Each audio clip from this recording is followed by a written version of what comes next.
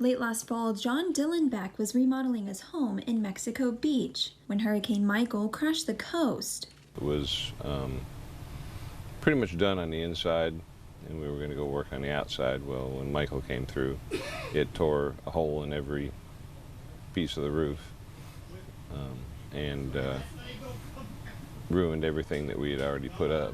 He says he's still working to save what Michael took from him last October.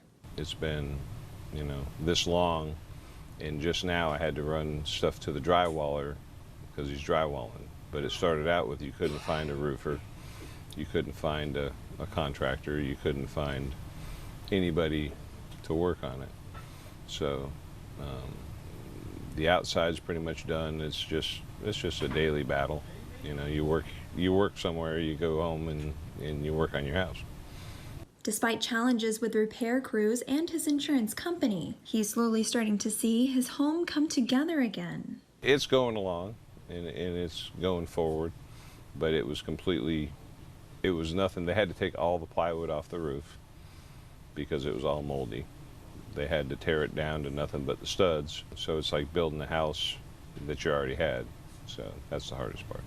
When Dillenbeck's family of 4 is not sleeping in a camper outside their unlivable home, they stay in a house made available to them by the community.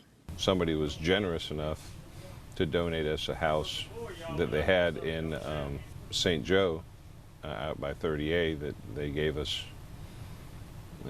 a house to use, because you can't fit a family of 4 in a camper. I mean, there's been a lot of great folks helping and doing whatever in the community.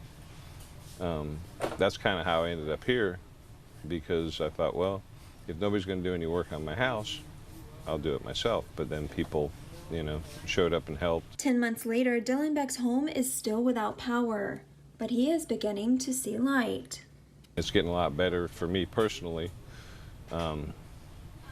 because I'm getting somewhere, but it's still not there. So it's still a daily struggle, and but I wouldn't live anywhere else. For News 13, I'm Amber Spradley, Panhandle Strong.